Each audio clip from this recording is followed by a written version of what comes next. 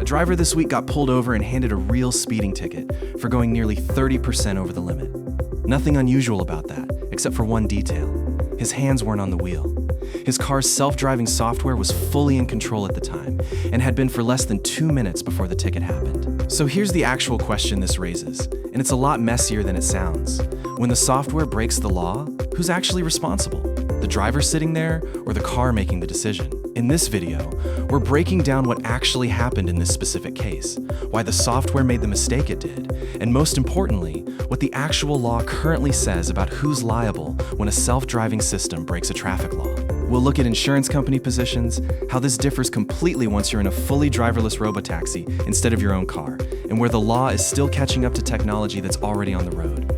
This channel covers the future of cars and AI mobility every week, so subscribe if that's your thing. Let's get into it. Here's the actual sequence of events. The driver had engaged his car's advanced driver assistance system in its standard setting, not even the more aggressive mode, while driving through a residential area with a posted 31-mile-per-hour limit.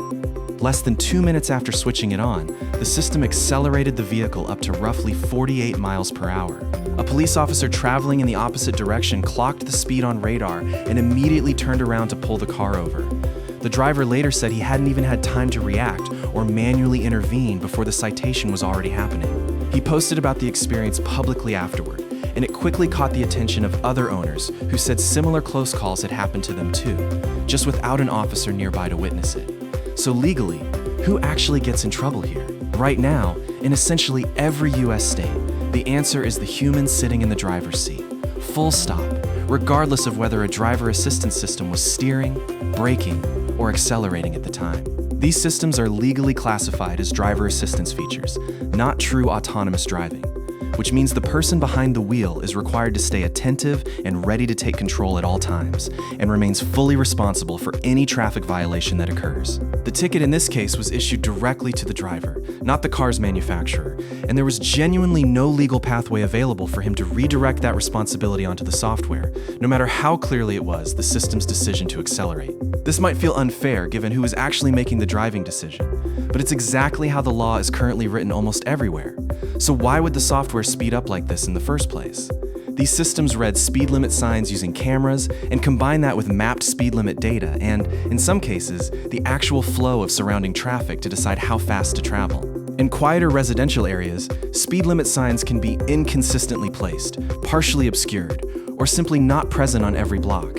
And mapped speed limit databases aren't always perfectly updated for every small residential street either.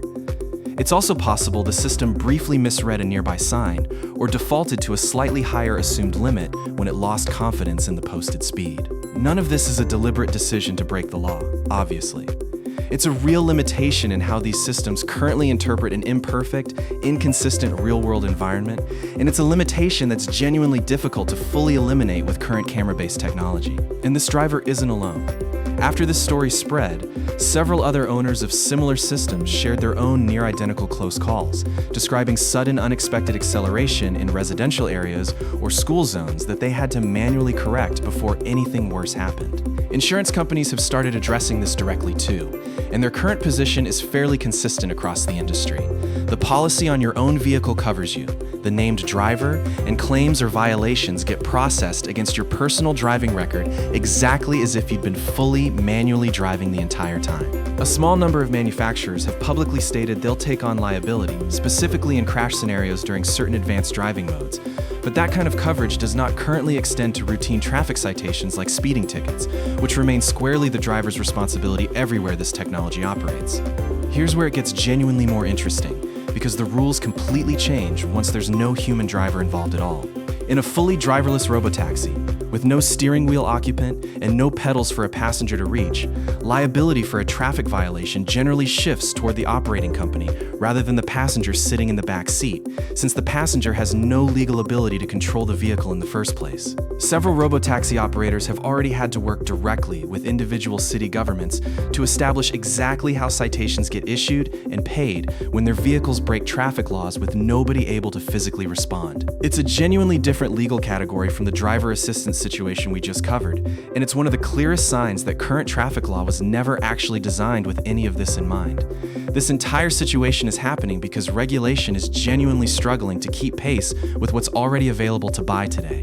Federal regulators are currently reviewing whether to allow fully driverless vehicles without a steering wheel at all onto public roads more broadly, which would push even more of these liability questions to the forefront nationally rather than city by city. At the state level, laws covering driver assistance systems vary significantly, with some states having very specific rules about what a driver must do while these systems are engaged, and others relying on much older, general traffic laws never written with any of this technology in mind. Until a more unified, purpose-built legal framework actually exists, situations exactly like this speeding ticket are likely to keep happening and keep landing squarely on individual drivers rather than the companies building the software making the actual decisions. So, stepping back, is it actually fair that drivers bear full legal responsibility for decisions a computer is making in the moment? There's a genuinely reasonable argument on both sides here.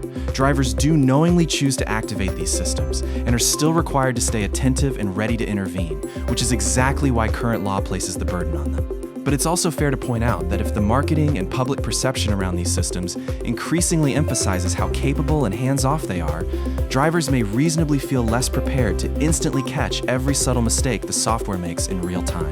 The most likely path forward probably involves manufacturers taking on more explicit responsibility as these systems become more advanced and marketed more confidently.